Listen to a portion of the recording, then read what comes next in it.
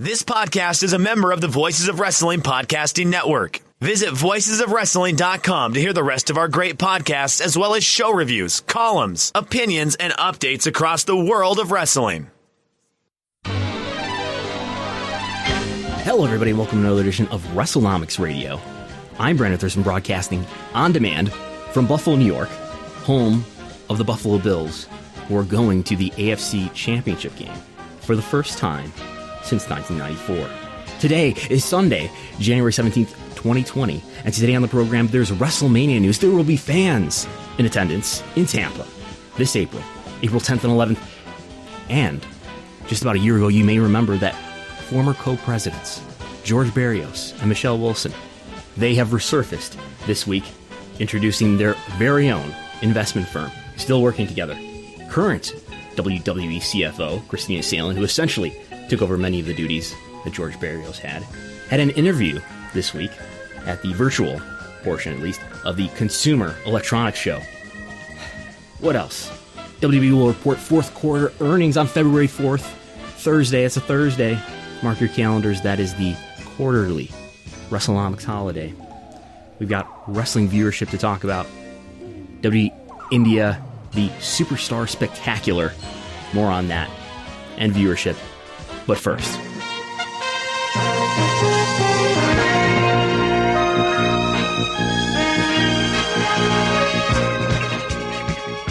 this week in wrestling viewership, covering the 5 major professional wrestling programs that air on national cable in the United States: WWE Raw, WWE SmackDown, AEW Dynamite, WWE NXT, and Impact Wrestling.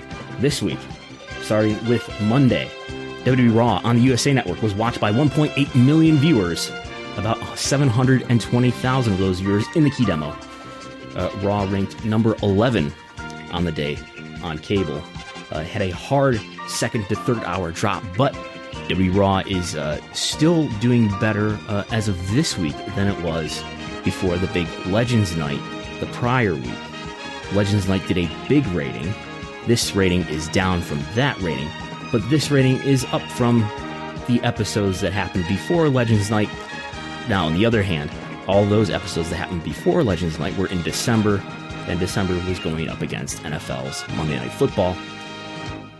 And January is always a month where WWE programming does better, with the build-up to Royal Rumble and wrestling fans getting more interested in WWE again as the Royal Rumble and Wrestlemania season approach.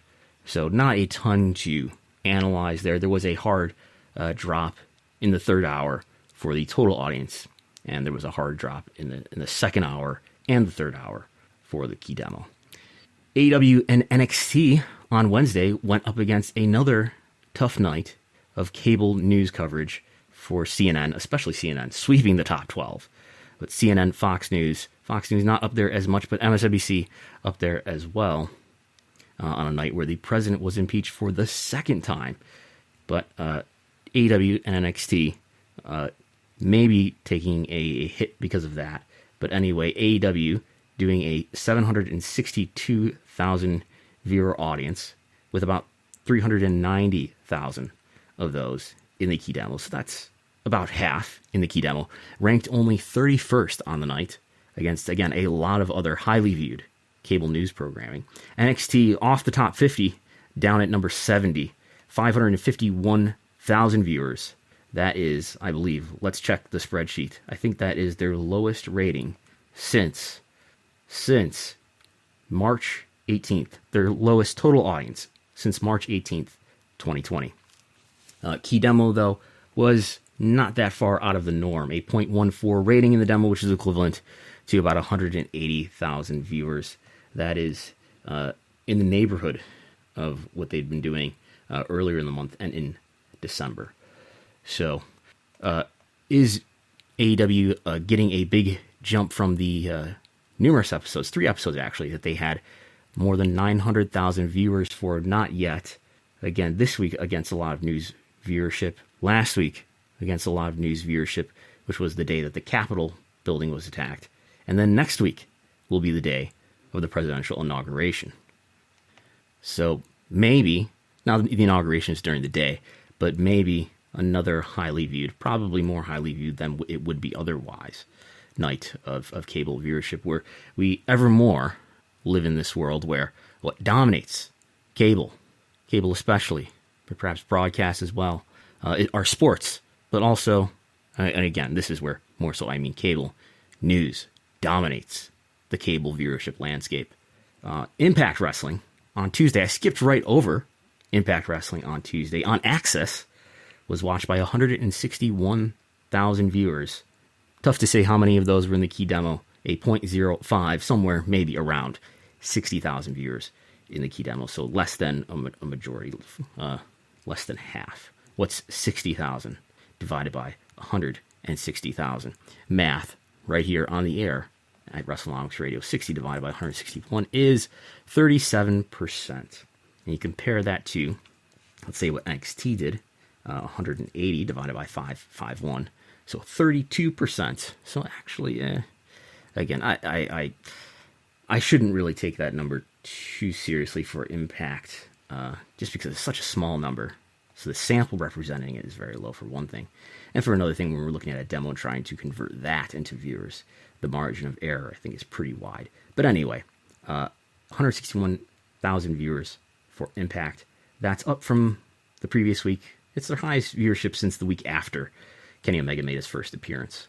And I was looking into the question this week about whether Impact Wrestling's viewership has improved since Kenny Omega has started to appear on Impact Wrestling programs. Of course, that first episode had 221,000 viewers. That is the highest, at least since the debut episode on Access. What did the debut episode on Access do? I can look this up quickly.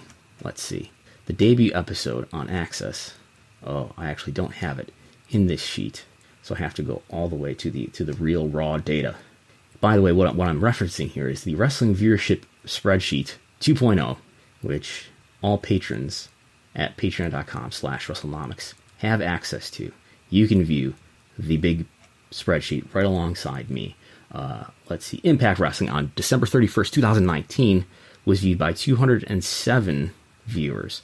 So that this would be, unless I am mistaken, this would be the Kenny Omega episode back on December 8th is the most viewed episode of Impact on Access. But how has that? How have things gone since then? Has Impact received, a really good bump for interacting with AEW and for having Kenny Omega on their TV program? Well, again, 222 on that first Kenny Omega episode, which was higher, obviously, than the episodes that came before it, which did 149, 166. Then the 222 episode followed. But anyway, what I did was I took the average of the 6 weeks, ruling out the big episode, the big December 8th episode. But let's take actually this will be 5 weeks. Take the 5 weeks before Omega appeared. Take the 5 weeks after Omega appeared for the first time. Average those and compare them. And I have this not just in total audience, but across 1, 2, 3, 4, 5, 6, 7, 8, 9 demos. And what do we see? We see from the 5 weeks before Kenny Omega compared to the 5 weeks after Kenny Omega, we see a 3% increase in total viewership. We see a 9% increase in 18 to 49 viewership. We see a decrease in the female 18 to 49 viewership and an increase of 15% in the male 18 to 49. So female key demo down 13%, male key demo up 15%, which comes out to an increase of 9% in the 18 to 49 demographic overall. Most of that, in fact all of it, is happening in the older half of the key demo.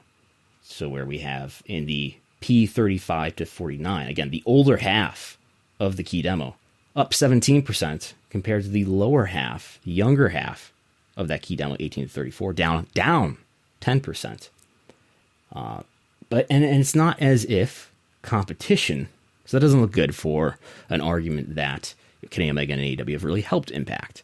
And it's not as if there's been a increase or much of a change in the competition, at least on cable. I only collected cable here. But there isn't much of a change in the competition of other cable programs on Tuesday night in prime time.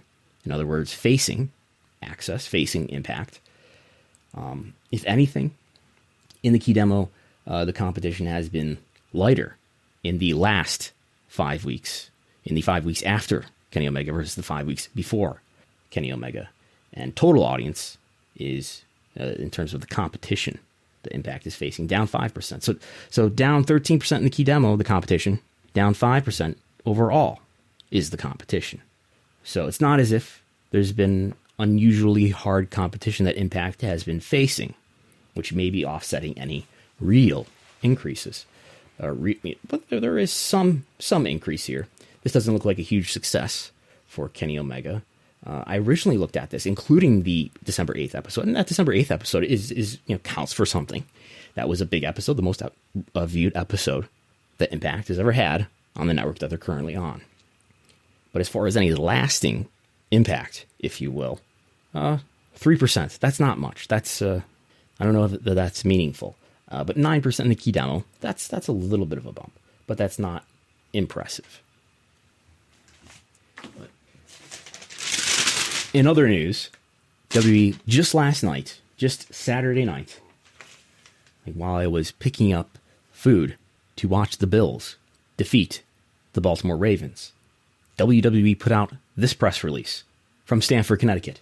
WWE today announced upcoming host cities for its annual pop culture extravaganza, Wrestlemania, from 2021 to 2023.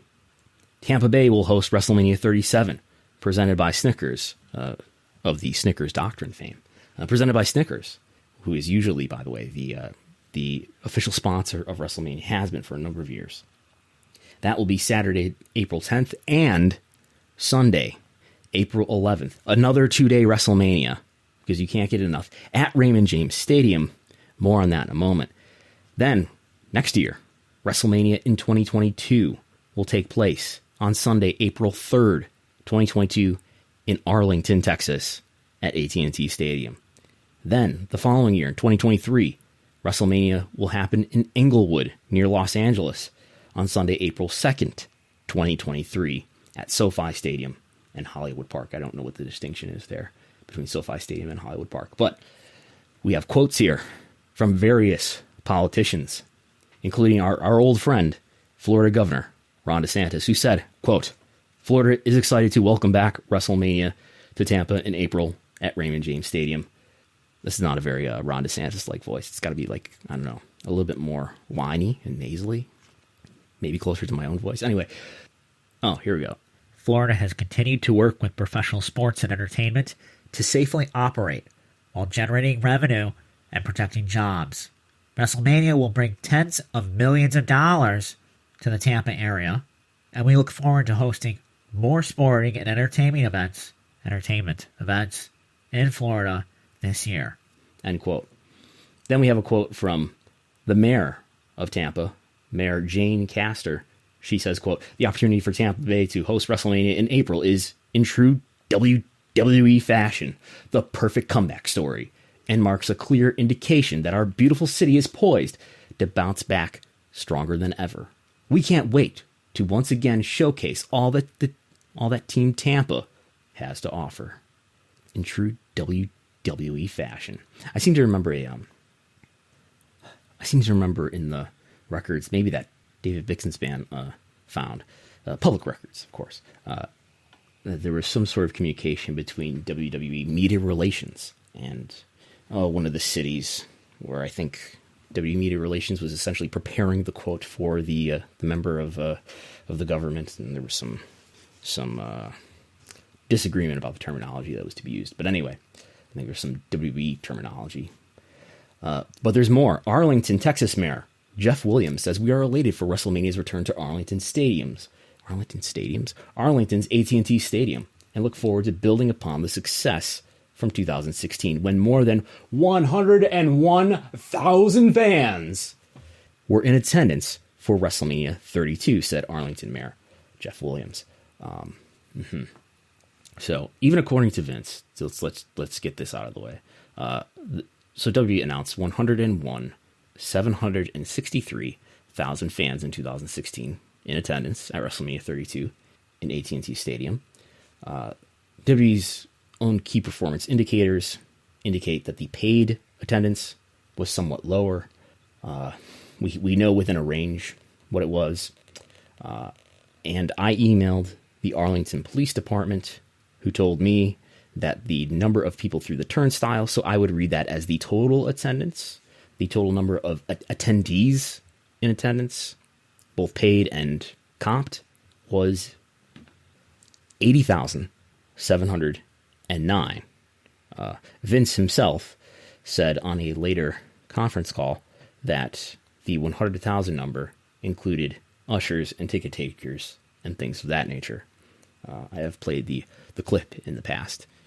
In addition to that, just a little bit more color WrestleMania, we were proud to set our attendance record of over 100,000, which includes, by the way, ushers and ticket takers and all of that. It wasn't 101,000 paid, but nonetheless, it was a record for us.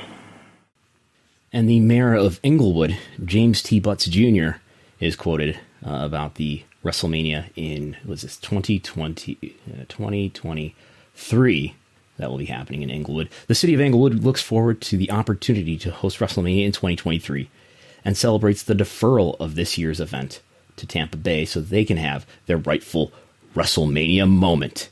Our time will come, said Inglewood Mayor James T. Butts. Yes, he said, he is quoted, I don't know if he said, but he is quoted as saying, rightful WrestleMania moment. Yeah, I would not be surprised if WWE Media Relations wrote some of these quotes, but they were approved, probably. Then Vince is quoted, on behalf of everyone at WWE, we thank Governor DeSantis, Mayor Castor, Mayor Williams, and Mayor Butts for their graciousness, and flexibility in what was a collaborative effort to bring the next three WrestleManias to these iconic stadiums in their world-class cities. The press release adds, in accordance with local partners and government officials, WWE will announce ticket availability and safety protocols for WrestleMania 37, that's this year's WrestleMania, in the coming weeks. Information and additional WrestleMania week events is forthcoming. So that certainly sounds like WWE is going to have, why do it in the stadium if you're not going to have fans in attendance? So I would expect a limited capacity number of seats to be sold. Clearly, there are a number of NFL stadiums around the country that are doing limited capacity, requiring fans who are going to be in attendance to have a COVID test in advance, and a number of other safety protocols required. I would imagine something similar will happen for WrestleMania this year. 2 days. And as I know John Alba was discussing this, and he pointed out on Twitter, doing a 2-day WrestleMania with a limited capacity will allow WWE to get closer to what they would get in terms of a gate of ticket revenue for a WrestleMania. Additional WrestleMania week events, who knows? You can speculate as to what that might mean. Maybe there will be a takeover on a other day at the stadium, but who knows? WrestleMania. Then an article from this morning on Sunday in the Dallas Morning News. There are quotes from WWE executive John Sabor. He is the WWE Executive Vice President of Special Events. He is quoted, WWE put on one of the most entertaining shows we've seen, and they're talking about the WrestleMania in 2016 in Arlington. And we expect an even bigger extravaganza this time around with WrestleMania 38 at AT&T Stadium. Oh no, this is not John Sabor. This is Dallas Cowboys Chief Brand Officer Charlotte Jones. The article in the Dallas Morning News offers the question, will WWE try to top the attendance of WrestleMania 32 in 2022? And that's where John Sabor is quoted. He says, we'll absolutely plan to work closely with our partners to build the most robust capacity possible for fans within Dallas and Arlington. And we want the capacity and that net to be thrown as far and wide as reasonable. He's also quoted, we want to include as many fans from within North Texas as well as those who would travel here from throughout the globe. So that's announced as a one-day WrestleMania. The Inglewood WrestleMania is, at this point, announced as a one-day WrestleMania. You think this is next year, 2022, in Arlington, in AT&T Stadium. So this will, stands a good chance, I suppose, of being a WrestleMania that is attended fully and at capacity for the first time since 2019. And they could, in that WrestleMania, announce a new attendance record for themselves. And we'll see, I would imagine, the key performance indicators that they have reported, at least in the past, where they report average attendances by quarter with and without WrestleMania. You can do the math and get as I mentioned, a range of what the paid attendance must have been. And in Inglewood, WrestleMania goes Inglewood, Hollywood. That's in 2023, 2 years from now. And of course, WrestleMania was supposed to be this year in Inglewood, but that is being deferred 2 years. And I imagine they had some agreements or enough motion already in place on Dallas that they didn't feel like they could put the LA WrestleMania in its place next year. So there you have it. And it probably makes a good Vince McMahon told story to come back with the first big event and shatter the record again. And then on Monday, it was announced in a press release and covered by outlets like Variety that former WWE co-presidents George Barrios and Michelle Wilson together are uniting forces again to open an investment firm. George Barrios and Michelle Wilson, the executive duo who were forced out as co-presidents last year at WWE, have reteamed to launch an investment shingle. This is the wording of Variety. An investment shingle based in Westport, Connecticut. Isos Capital Management will focus on investing in a range of media, entertainment, and sports ventures, leveraging the pair's past experience with the pro wrestling giant and blue chip brands, including the NBA and New York Times. That's referring to Michelle Wilson's work history with the NBA and Barrios' history with the New York Times. It goes on.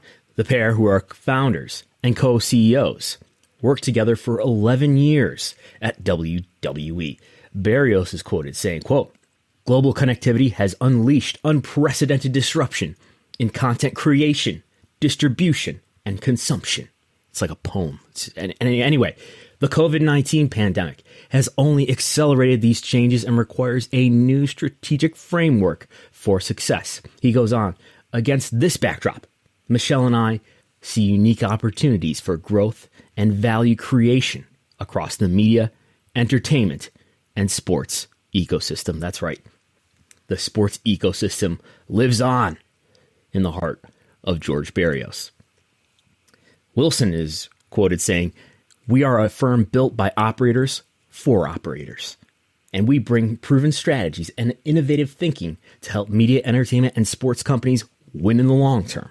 George and I have worked together for more than a decade and have demonstrated how to achieve game-changing results in an evolving landscape." In other news, George Barrios has grown a goatee, evident from his latest promo picture that accompanies this Variety article. So they're starting an investment firm where they're focusing on media and sports and entertainment.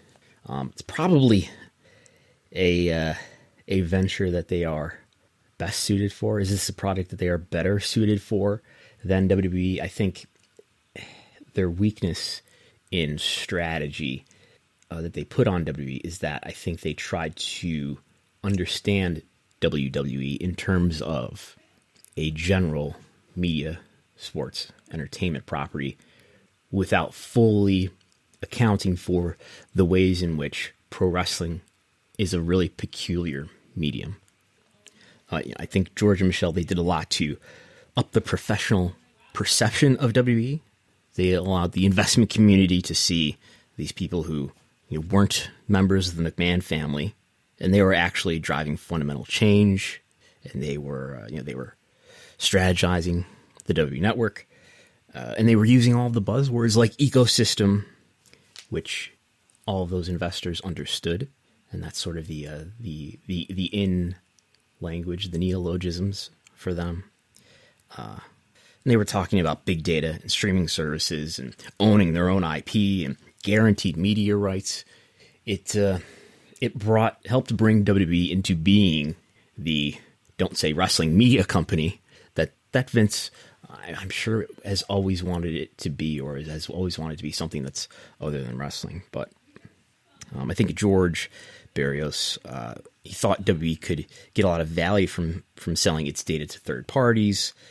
I don't think that's paid off, or I think he over projected how WWE could be like Facebook in this way, could be like a big tech company in that, Facebook collects all its data from people and then they sell the data, and other companies do this as well.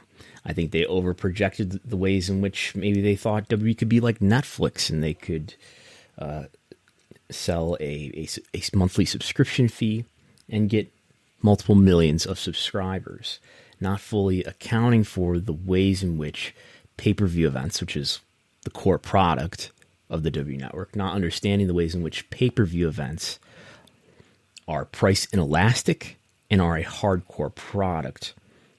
And there wasn't as big of an uncaptured customer base for pay-per-view events as they hoped, as they believed, as evident by the fact that they projected 3 to 4 million subscribers. That was their stated goal, but they only captured about 1.5 million.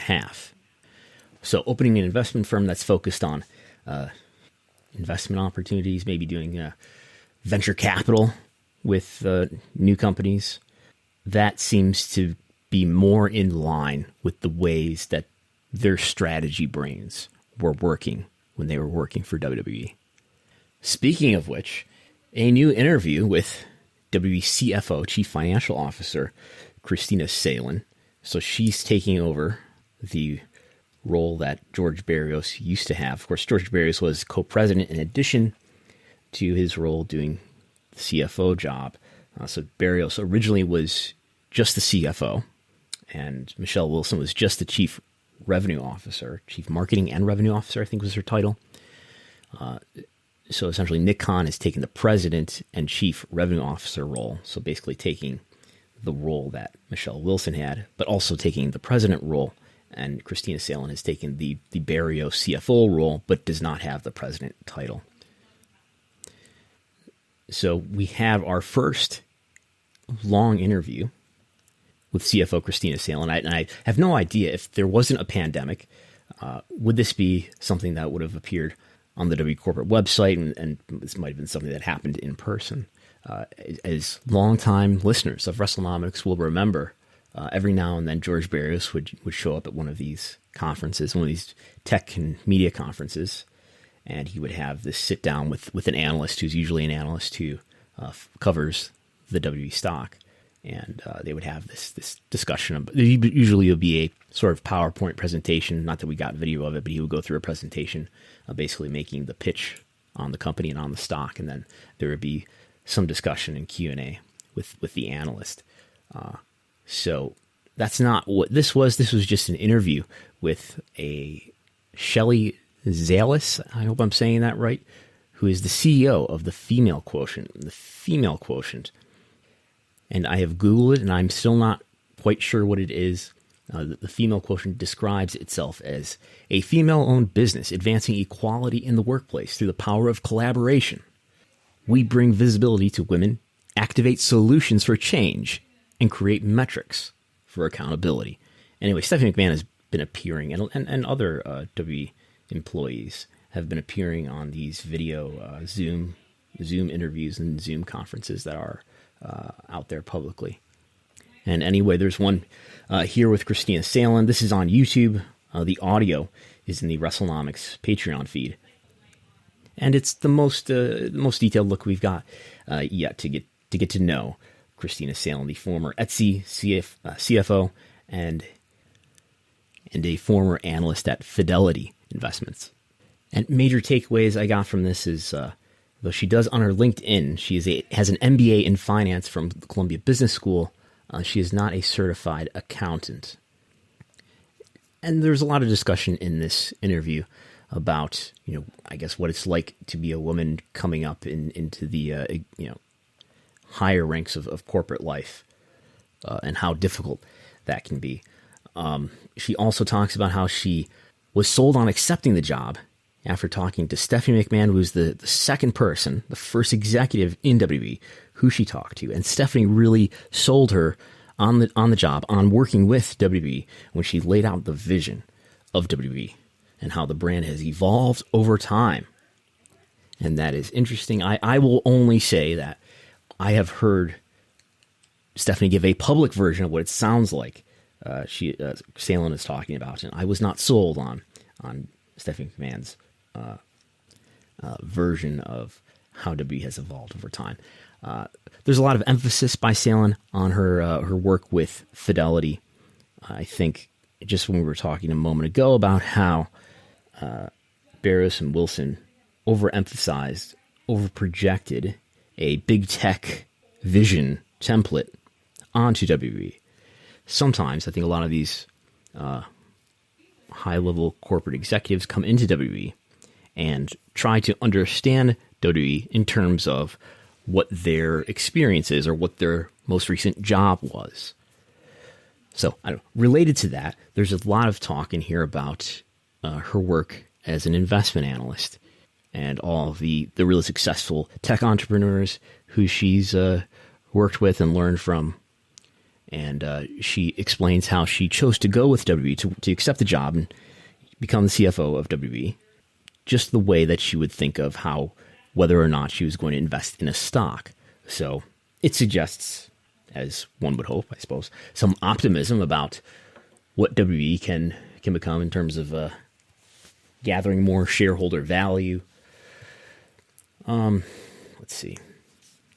So I wonder if we'll see WWE take maybe a more investor-like approach. In some ways, WWE has been investing in a number of companies for many years that we know of. They have an investment, most memorably to wrestling fans, they have an investment in Flow Sports, which is a big thing to talk about and think about when Flow Sports was doing Flow Slam, their wrestling, short-lived wrestling vertical. WWE, of course, infamously has invested in Tout, but WWE has also invested in other companies like Funware and DraftKings. I think there may be an opportunity. The biggest opportunity that I could fathom for growth for WWE to invest in might be something in the gaming field. The gaming industry seems like an industry that has a lot of potential for growth in the medium-term future. And WWE has a lot of valuable IP in that area, and maybe there's some way WWE can leverage the valuable IP it has and make a wise investment that helps them grow shareholder value. For my fact check moment, she says that WWE was the only media company that didn't stop production due to the pandemic. Perhaps she has not been briefed on All Elite Wrestling yet. WWE and AEW have delivered taped programming since the pandemic began, but neither has missed delivery on an episode of their weekly shows. And as I look through the transcript here, just to run through of things that I highlighted, just talking about how she spent the last 10 years or so of her career at Fidelity Investments, learning from Tech Media and running their Fidelity's Tech Media and Tech Telco research team. She puts over Will Danoff at Fidelity as one of the greatest investors who's not well known in investing circles. Or maybe he is well known in investing circles, but he's not well known generally. Will Danoff, according to his Wikipedia, is a vice president and portfolio manager for Fidelity Contra Fund since 1990. At $129 billion, Contra Fund is the largest actively managed stock or bond mutual fund run by one person. So there's that. That's clearly someone she looks up to and worked with at Fidelity. She uses the term professional wrestling, but although she does later use the term sports entertainment. She mentions how WWE Raw had its 28th year anniversary just recently, and that 800 million people globally tune in to WWE, and I have no idea what tune in means in that phrase. Maybe that's got to be across digital views and things of that nature. Already busting out the, Raw has been on the air. That's longer than, it's weekly, so it's not longer in years than The Simpsons. Simpsons is still on and has been on since 1990. But it's the longest running show on television, weekly, longer than The Simpsons, longer than Lassie, she says, and that's more episodes than Monday Night Football. And she talks about how Stephanie really sold her on what WWE was all about. And she mentions how she's not an accountant. She doesn't even try to pretend that she's an accountant. And she doesn't have the typical resume that most CFOs have. I believe most CFOs are certified public accountants, including Barrios. And there's some talk in here about how when she's applied for a lot of jobs, and she ended up being the number 2 pick. So she was just short of being hired for the job because, according to her, the prospective employer said that, she's really great and talented and she would be great for their culture, but that she's not a typical accountant. And there's some metaphor in here about, or symbolism about what a navy blue pantsuit means, which I did not understand. And I reached out to the consultants here at Wrestlenomics headquarters, and I was told that maybe this means that what she's saying is that there's a typical stereotype about who an accountant is and what an accountant is like, and that they're kind of a nerdy person with a bow tie and pocket protector, but she doesn't fit that mold. So this is an interesting listen. Again, an automated transcript is on the Wrestlenomics Patreon as well. Wasn't on 5 minutes ago. Like literally, the sun just moved. Hold on 1 second. We're not live, are we? Yes, we are. Hi, everybody. Just tilt the camera up a little bit. Yeah, we'll get there. And we are so excited to hear about your journey, how you pivoted from technology to entertainment. So I would love to welcome you. So welcome. Will you tell everyone who you are, what you do, and how you, what that moment was, that pivot moment from, going from the technology sector to the entertainment sector? You're on mute. You're on mute. Sorry. Perfect. I was muted. Sorry. Thanks for joining. Sorry for all the technical difficulties. And I know some of you can't see me. I'm not really sure what to do about that. I tested it previously and I can be seen. So well just try and sorry, see. Not sorry, Kristina. Say again? Sorry, not sorry. Yes, so I'm Kristina Salen. I'm the CFO of WWE. I've only been in the seat 6 months, so not too long at all. And it's my first job at a entertainment company.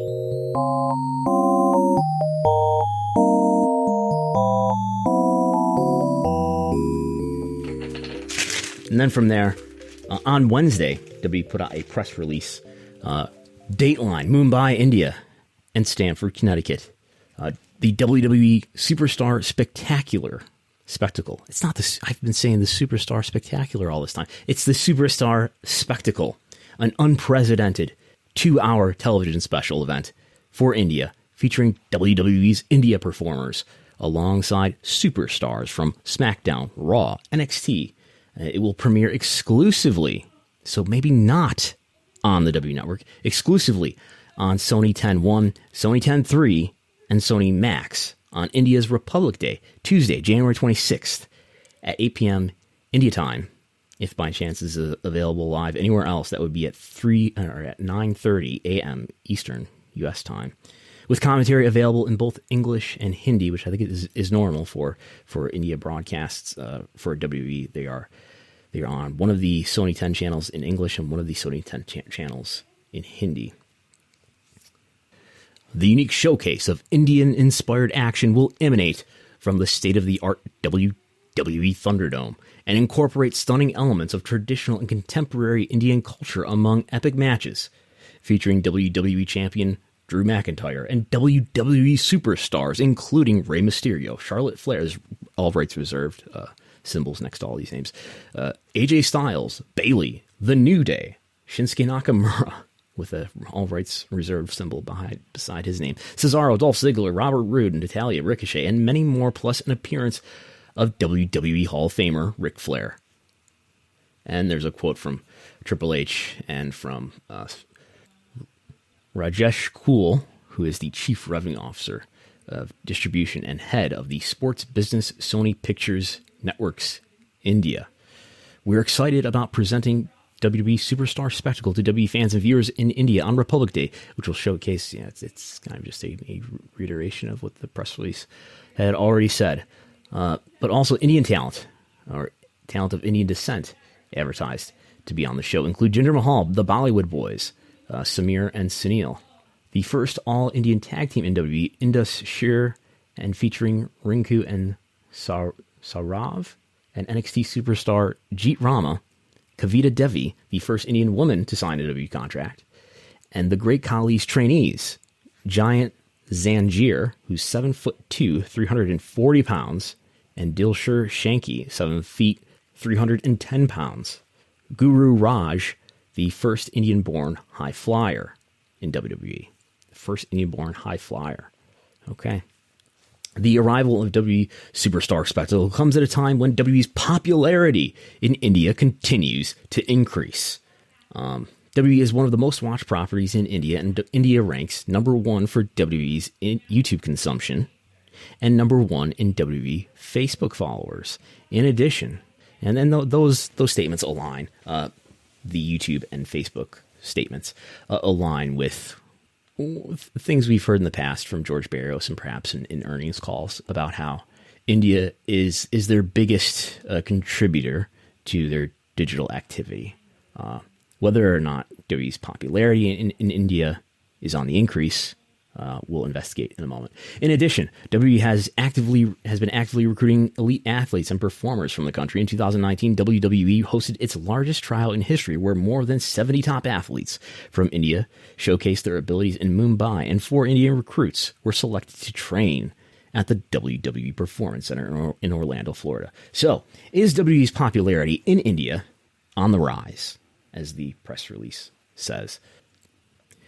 Well, we don't get television viewership. There are some rankings that I've seen as far as WWE programming appears on it sometimes, but not always. I think there's the top most viewed sports programs in India, and cricket is often leading the list. Sometimes WWE is on there as well, but I don't have any sort of context to put that in terms of, are they ranking highly more or less often than in earlier years. But we do have Google web search to look at, and we do have YouTube search data to look at through Google Trends, and we can isolate that by the country of India. So I took another look at that this week, and what I see is Google web search is in India at an all-time low for WWE, for the topic WWE. Google web search in 2020 was at its lowest point of any other year prior. When I do a look at Google web search related to the topic Roman Reigns in the country of India, searches for Roman Reigns are at their lowest point since Reigns debuted in 2014. So it's higher than it was for his 2014 year when he was with the Shield, but lower than any year prior. Granted, Roman Reigns was out of WWE for a number of months during the pandemic. So let's look at Raw. Searches for the WWE Raw topic in India at an all-time low in 2020. Okay, but what about SmackDown? SmackDown at an all-time low in India in 2020. And this is a trend, too, by the way. It's, it starts to, it looks like we have a peak in 2016, and then all of these metrics fall year after year after that. But what about YouTube search for WWE? Very similar. For Roman Reigns, similar. For Raw, similar. And for SmackDown, similar. So I don't know what other data there might be out there to look at to consider the popularity of WWE in India. But looking at Google web search, which I think is a proxy for mind share. It is a proxy for how much people are thinking about a given topic in over time and across various regions. I don't see growth in those categories for India in Google Web Search or for YouTube search. If WWE is the leader, or if India is the leader in YouTube consumption related to WWE, which I don't doubt is the case, that consumption doesn't appear to be growing if YouTube searches are any indication. By the way, all this information today, you can be following along with the Wrestlenomics notebook, which is on patreon.com/Wrestlenomics. Did a notebook this week. I don't know that I will do it every single week, but that is up there for subscribers, patrons, whatever I should call my generous supporters who make Wrestlenomics possible. And in other news, finally, WWE has announced the date that it will do its next earnings report. This will be the earnings report for Q4, the period of October, November, and December, and it will be, in sum, a report of the entire year of 2020. That's on February 4th, a Thursday. Documents probably dropping around 4 p.m. or 4:30 p.m. with a conference call at 5 p.m. Eastern. The press release notes that, once again, the company's CEO and chairman, Vincent K. McMahon, President and Chief Revenue Officer, Nick Khan, Chief Brand Officer, Stephanie McMahon, and Chief Financial Officer, Kristina Salen, will host a conference call. That is, again, beginning at 5 p.m. On February 4th. What to expect from this report? Well, in November, I've already written an estimate for what I expect, but just to review, I'm expecting WWE to report a total of, around my estimate, of $162 million for the year in net income. That would be an all-time record. In fact, they have already set the record. So unless they have a huge negative number, a hugely unprofitable Q4, this will be officially the most profitable year ever in the company's history. Adjusted for inflation, more profitable than the most profitable year of the Attitude Era. But I'm expecting another profitable quarter for Q4, estimating $43.4 million. That's a 52-cent earnings per share ratio. And revenue expecting just short of $1 billion. $997 million is my estimate. That will be an all-time record for a year as well, even adjusted for inflation. So, adjusted OIBDA, if you are a connoisseur of various profit metrics like WWE is, adjusted OIBDA, $307 million I'm predicting for the full year of 2020. No question on that day. Throughout Thursday, I'm sure I will be covering it on Twitter, at Brandon Thurston, and on Wrestlenomics.com. I'll probably do another live report there as well. So you can follow along, and I'm sure there'll be a podcast of some sort to accompany that. I also did this past Thursday a bit of a live stream as I continue to experiment with Twitch and with a green screen that is behind me as I sit here and record this right now. I am standing like a meteorologist and looking at various graphs, charts, tables, facts, and figures. I did that on Thursday talking about television viewership. I might do that regularly in the future. This week, I will probably do something like that. Again, I'm just not sure if Martin Luther King Day is going to mean there's going to be a delay of one day in the viewership. So I don't want to say, I don't want to promise to do something on Thursday if the data for the Wednesday viewership is not out yet. But I don't know. I'll tweet it. You can stay tuned there. I continue to work daily on the Pro Wrestling Industry Report full year of 2020. Things I was working on this week included, I did the social media graphs this week. I did the Google Web Search graph, a new section in the report this year. Google Web Search, not just for companies, that's in there too, but Google Web Search for wrestlers. Who are the most searched for wrestlers? I'm just going to cover three companies, the most popular three globally: WWE, AEW, and New Japan Pro Wrestling. I will tell you who the most popular ones are now.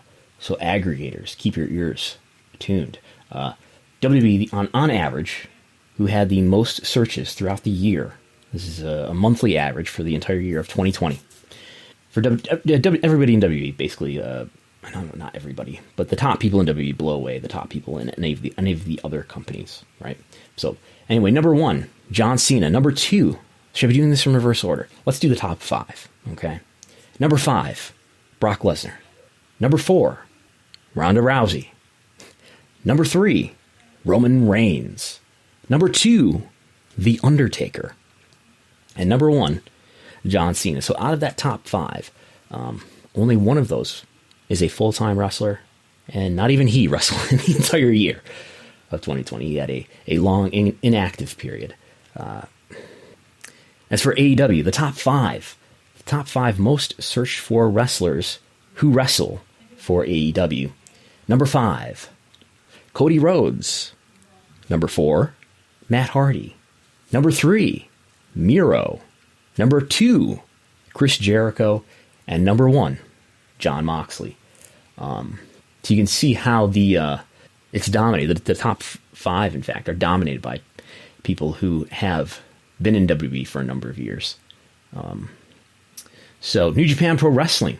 Who do you think the most searched for? This is globally, not just in Japan, but globally.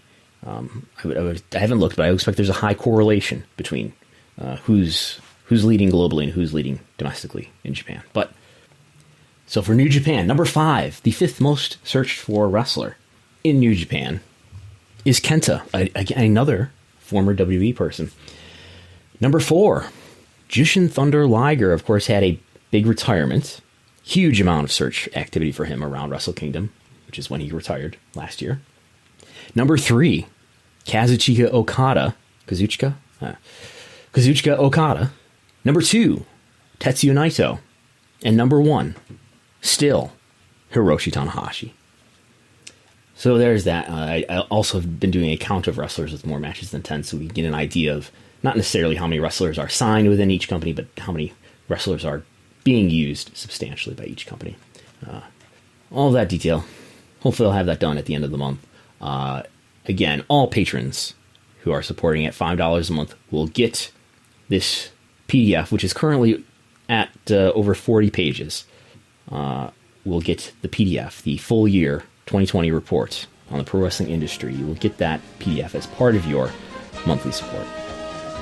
We will have an original survey about Net Promoter Score in there, which I will talk about in depth in the weeks to come.